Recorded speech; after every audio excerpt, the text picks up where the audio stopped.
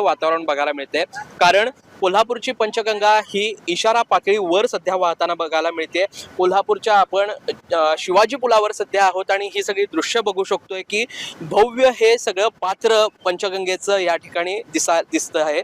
आणि जो पंचगंगेचा घाट आहे तो पूर्णपणे पाण्यात गेलेला आहे, शेतवडीत पाणी शिरलेलं आहे आणि ही सध्या पंचगंगा धोका पातळीकडे कुठेतरी वाहताना आपल्याला बघायला मिळते। धोका पातळी ही पंचगंगेची 43 फूट आहे आणि इशारा पातळी ही 39 फूट आहे। त्यामुळे सध्या कोल्हापूरकरांमध्ये चिंतेचं वातावरण आहे। कारण एकदा का पंचगंगेने धोका पातळी ओलांडली की कोल्हापुरातील काही सखल भागांमध्ये देखील पाणी शिरतं आणि त्या ठिकाणच्या नागरिकांना स्थलांतरित व्हावं लागतं। सध्या जिल्हा प्रशासनाने घाबरून न जाण्याचं आवाहन केलेलं आहे। कारण पूर परिस्थितीसारखी परिस्थिती सध्या अजून निर्माण झालेली नाही। कारण पावसाचं जे प्रमाण आहे हे आता पुढे काही दिवसात मंदावणार आहे